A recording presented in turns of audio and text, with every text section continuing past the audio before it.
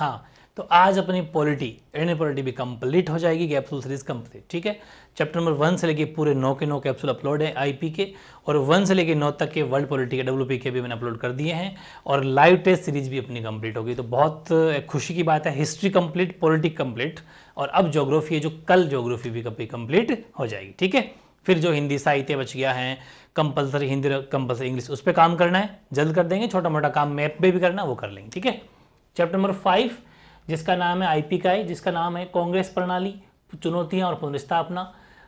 ठीक है, यानी कि challenges to and restoration of the Congress system. ठीक है, पहला क्वेश्चन है, ज़्यादा बिल्कुल छोटा सा कैप्सूल बनाया मैंने इसमें। ठीक है, पहला क्वेश्चन है कि सन 1960 के दशक को खतरनाक दशक कहा जाता है, क्यों? Why is the decade of 1960 called the dangerous decade?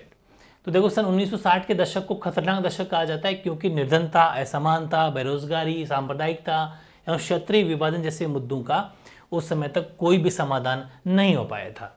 इन कठिन पलों के कारण लोगों को देश में लोकतंत्र के असफल होने का डर या भय उत्पन्न हो गया था, अथवा देश के बिखरने की संभावना भी व्यक्त की जा रही थी, इसलिए इसको खतरनाक दशक कहा जाता है। In the 1960s are the called the dangerous decade because issues like poverty है, inequality है, unemployment है, communalism है, regional divisions है, are yet to be resolved. In these difficult circumstances, people began to fear the collapse of democracy in the country and even the country's disintegration was a concern. उस पर भी लोगों की चर्चा कर रहे थे, यार ऐसा न हो जाए कहीं देश टूट जाए, हम इतनी मुश्किल से आज़ाद हुए हैं और ऐसा नहीं टूट जाए, क्योंकि थोड़े साल पहले ही पाकिस्तान भी अलग हुआ था, तो ये सब डर हमें सता रहा था। एक वेरी इंपॉर्टेंट क्वेश्चन है, आया राम गया राम। ठीक है, तो आया राम गया राम पर संक्षिप्त टिप्पणी कीजिए, right a brief comment on आया राम गया राम। ये तो जानते होंगे, आजकल भी वेरी फेमस है। कोई भी नेता आता है, किसी पार्टी को ज्वाइन करता है, अगर वहाँ पर उसको मंत्री नहीं बनाया जाता है तो उसको छोड़ के अगली मंत्री बन जाता है, जैसा कि मध्य प्रदेश के अंदर हुआ था, वो सिंधिया करके। ठीक है, जब कांग्रेस वगैरह से नहीं बनी, पूरे राज्य में सिस्टम कांग्रेस से किया काफ़ी सालों तक, और उसके बाद कांग्रेस छोड़ के बीजेपी में शामिल हो गया, वहाँ उसको मंत्री बना दिया गया। तो ये सिस्टम तो चलता रहता है। ठीक है, तो देखो, सन 1967 के आम चुनाव की एक विशेष बात दल बदल है, उसे बोलते हैं दल को बदलना, पार्टी चेंज कर लेना। ठीक है, और इसने राज्यों में सरकारों के बनने बिगड़ने के बहुत महत्वपूर्ण भूमिका इसमें निभाई है। इस दौर में राजनीतिक निष्ठा की इस अदल बदल से आया राम गया राम का जुमला प्रसिद्ध हुआ। ठीक है, दल बदलना का मतलब ही आया राम गया राम है। तो ध्यान रखना, स्पेशल फीचर ऑफ 1967 ईयर जरूर याद रखना, 1967 के आम चुनाव की एक परिपाटी है ये। In the special feature of 1960 elections was defection. This practice had a significant bearing on the information and dissolution of governments in the states.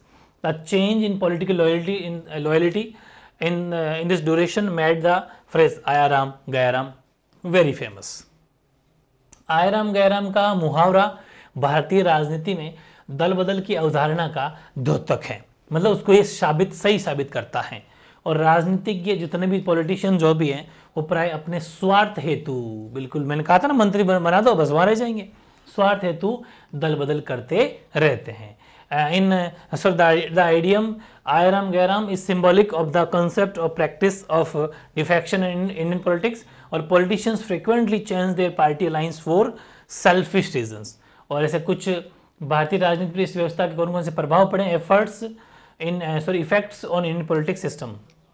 ये जो आया राम गया राम सिस्टम है, इससे भारतीय राजनीति पर बहुत गहरा प्रभाव भी पड़ा है। ठीक, कौन से प्रभाव देखो अपन लेते हैं कि कांग्रेस को इससे बड़ा नुकसान हो गया था। ठीक है, क्योंकि हरियाणा, मध्य प्रदेश तथा उत्तर प्रदेश में गैर कांग्रेसी सरकारें जो है वो अस्तित्व में आई, और सन 1967 के चुनाव में आया राम गया राम की दलगत मनोवृत्ति के कारण कांग्रेसी सरकार सत्ता में आई, परंतु बहुमत से नहीं आई, और कई राज्यों में गैर कांग्रेसी सरकारें भी बनी। कारण क्या था? खूब सारे नेता कांग्रेस को छोड़ के दूसरी पार्टी में चले गए, तो फिर कांग्रेस सरकार नहीं बनी और गैर कांग्रेस सरकार बनी। गैर कांग्रेस का मतलब कांग्रेस के अलावा जो सरकार होती है, जैसे बीजेपी हो गई अलग पार्टी। ठीक है, वो तो ध्यान रखना। The Congress suffered badly due to defection since it cause non Congress government to grab power in Haryana, Madhya Pradesh and Uttar Pradesh, और the Congress government came to power at the central states but not with clear majority in several states non Congress government were formed. ये कारण रहा। ठीक है, ये प्रभाव। तीसरा, दल के प्रति निष्ठा की कमी हुई। निष्ठा की कमी इंदिरा गांधी की चेष्टाओं में भी देखी गई। उन्होंने व्हीप का उल्लंघन किया, व्हीप का मतलब है कि कोई भी अब जैसे बिना किसी उसके पार्टी को नहीं छोड़ सकता, क्योंकि आप यार एक पार्टी का झंडा लेके खड़े हुए हो और उस झंडे से आप जीत गए और जीतने के बाद में पार्टी छोड़ रहे हो, वो गलत चीज़ है। व्हीप का उल्लंघन करके दल के साथ विश्वासघात करके नीलम संजीव रेड्डी के स्थान पर वीवी गिरी को राष्ट्रपति पद दिलवा दिया था। ये सब इसी का इफेक्ट है, ये इंदिरा गांधी ने किया था। और दल के प्रति विश्वासघात से सन 1975 का आपातकाल लाने तक भी अमर्यादित उछाल भी, ये भी इंदिरा गांधी ने किया था। ठीक है, बिना कुछ विश्वासघात करके राष्ट्रपति आपातकाल लगा दिया, इमरजेंसी पावर लगा दी। तो ये कुछ घटनाएं जितनी भी हैं ये सब अपन देखते हैं, इसी का प्रभाव है। ठीक है, अगला क्वेश्चन है 1971 के चुनाव के बाद किन कारणों से कांग्रेस की पुनर्स्थापना हुई। वेरी वेरी इंपॉर्टेंट क्वेश्चन है। ठीक है, 1971 के लोकसभा चुनाव के बाद क्या क्या कारण थे, देखो ये है question. What reason led the restoration of Congress after 1971 elections. कौन कौन से? पहला, इंदिरा गांधी का चमत्कारिक नेतृत्व।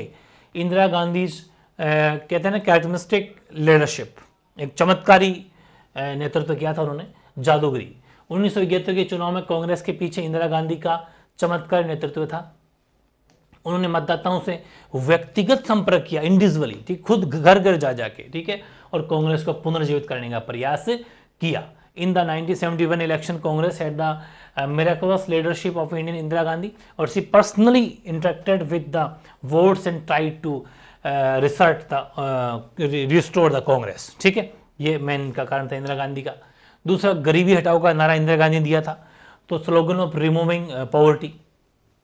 तो गरीबी हटाओ के नारे से इंदिरा गांधी ने एक आधार तैयार किया कि नहीं, गरीबी हटाओ। लोग सोचे रहे वाह, ये जब सरकार बनेगी तो हमारी तो गरीबी दूर हो जाएगी। उस टाइम तो गरीबी बहुत ज़्यादा थी, तो ये नारा फेमस हो गया, लोग इससे खुश हो गए। Indira Gandhi prepare the base with the slogan of removing poverty, या फिर गरीबी हटाओ भी लिख सकते हो इंग्लिश मीडियम वाले भी, कोई दिक्कत नहीं है। तीसरा, इंदिरा गांधी की राजनीतिक हैसियत का अप्रत्याशित रूप से बढ़ना। हालांकि ज़्यादा नॉलेज नहीं था, लेकिन उसके बाद में अचानक से इतना हैसियत बढ़ जाना बड़ी चीज़ है। Unexpected increase in the political status of Indira Gandhi, कि 1971 के चुनाव में विजय के उपरांत भारतीय राजनीति में इंदिरा गांधी की अप्रत्याशित रूप से राजनीतिक हैसियत बढ़ गई। After the victory in the 1971 election, Indira Gandhi political status increased unacceptably in Indian politics. मतलब बिल्कुल जिसको अपन बिलीव भी नहीं कर सकते, इतना अप्रत्याशित उसकी वृद्धि हुई। चौथा, समाजवादी नीतियां, सोशलिस्ट पॉलिसीज। इंदिरा गांधी ने समाजवादी नीतियों को अपनाया, मतलब ज़्यादा से ज़्यादा समाज, सोशल, और उन्हें प्रत्येक चुनाव में, रैली में जो है वो समाजवाद के विषय में बढ़ चढ़ के बातें की, नहीं समाज का भला होना चाहिए, ये होना चाहिए, सब है ना। तो ये हो गया। जो पांचवा, कांग्रेस के पास एजेंडा एवं कार्यक्रम भी थे। 1971 के चुनाव में कांग्रेस ही एकमात्र ऐसी पार्टी थी जिसके पास में देश के विकास हेतु एक निश्चित एजेंडा व कार्यक्रम था। ठीक है, यानी Congress has agenda and programme. और लास्ट छठा, ये कलर नहीं किया गया, समझ आने, 6 नंबर है। ठीक है, ये छठा पॉइंट है। कांग्रेस प्रणाली के भीतर हर तनाव एवं संघर्ष को पचा लेने की क्षमता थी। इट हैड द, यानी Congress had the capacity to absorb every tension and conflict within the Congress system. It had, है ना, कांग्रेस सिस्टम के पास में ये भी था। इसका मतलब क्या होता है? मतलब ये हर तरह के लोगों को, गरीब अमीर, हर जाति धर्म के लोगों को साथ में लेके चल रही थी। ठीक है, तो ये सब कारण था, तो वेरी इंपॉर्टेंट है। ये कुछ कारण थे कि 1971 के जो कारण थे उसमें कांग्रेस की वापस पुनर्स्थापना हुई। मेनली इंदिरा गांधी का रोल था। और एक ये क्वेश्चन भी इंपॉर्टेंट है छोटा सा, पुरानी कांग्रेस और नई कांग्रेस। ठीक है, यानी कि what is the meant by old Congress and new Congress.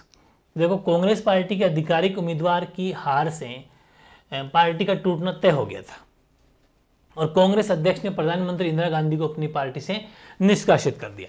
और पार्टी से निष्कासित प्रधानमंत्री इंदिरा गांधी ने कहा कि उनकी पार्टी ही असली पार्टी है, आप तो जो पार्टी लिए घूम रहे हो ना, ये कोई पार्टी वार्टी नहीं है, मेरी पार्टी असली पार्टी है। और सन 1969 के नवंबर तक सिंडिकेट के नेतृत्व वाले कांग्रेस जो गुट को कांग्रेस ऑर्गेनाइजेशन, यानी कांग्रेस ओ, और इंदिरा गांधी नेतृत्व वाले कांग्रेस खेमे को कांग्रेस रिक्विनिजिस्ट, यानी कांग्रेस आर कहा जाने लगा। और इन दोनों दलों को क्रमशः पुरानी कांग्रेस, यानी इसको ओ वाले, ओ का मतलब ओल्ड मान लेना ताकि याद रह जाएगा, ऑर्गेनाइजेशन ओल्ड, है ना, तो कांग्रेस ओ वाली तो ये तो थी पुरानी ओल्ड, और जो नई थी ये रिक्विजिनिस्ट वाली, ये थी नई कांग्रेस। ठीक है, याद रख लेना। यानी with the defect of the Congress official candidate in the presidential election of the 1969, वो हार गए थे। इसलिए द कांग्रेस, मैंने बता रखा कौन सा राष्ट्रपति इंदिरा गांधी का इंटरफेयर किया, कौन हार गए, कौन जीत गए, सब पता है ना। हाँ, इसलिए कांग्रेस स्प्लिट इन इनोवेटिव टूट गई और the Congress president expect Indira Gandhi from the party, इसलिए कांग्रेस पार्टी से इंदिरा गांधी को निकाल दिया। तो she called her faction her real Congress, उसने कहा था कि नहीं, ये मेरी जो पार्टी हो कांग्रेस रियल पार्टी होगी, भले आप कौन सी मुझे पार्टी से निकाल रहे हो, ठीक है, ये चीज़ है। और 6 November 1969 the syndicate led faction of Congress was called Congress organisation and the faction led by Indira Gandhi was called Congress Revisionist. These parties were also called Old Congress and New Congress respectively. और आज का last question अपना, 1967 के चौथे आम चुनाव में कांग्रेस दल की मुख्य चुनौतियां कौन कौन सी थी? Mention the main challenges before the Congress party in the 4th general election of 1967। एक तो ये थी कि 2 प्रधानमंत्रियों का देहांत हो गया था, मैंने आपको पूरा चैप्टर पढ़ा रखा है, तथा इंदिरा गांधी का राजनीतिक दृष्टिकोण से कम अनुभवी होना, इनको ज़्यादा एक्सपीरियंस उस टाइम पर नहीं था। The demise of 2 prime minister and Indira Gandhi relatively political experience, ठीक है, रिलेटिव था मतलब कम था। और इस समय देश आर्थिक संकट में था और मानसून की असफलता से खेती में गिरावट, विदेशी मुद्रा भंडार में कमी आई। The country was undergoing an economic crisis or the failure of monsoon caused a sharp decline in agriculture production and foreign exchange reserves। और लास्ट तीसरा, साम्यवादी और समाजवादी पार्टी ने व्यापक समानता के लिए संघर्ष छेड़ दिया। The socialist and communist parties began a country wide movement for equality. ये कुछ कारण थे। छोटा सा कैप्सूल है ना, बहुत ही छोटा सा कैप्सूल है, और अपनी पॉलिटिकल इंडियन पॉलिटी जो है कंप्लीट हो जाती है आज। अब मेहनत आपको पूरी भयंकर तरीके से करनी है, फुल मेहनत करो और बहुत अच्छी स्टडी करो, ठीक है, ओके।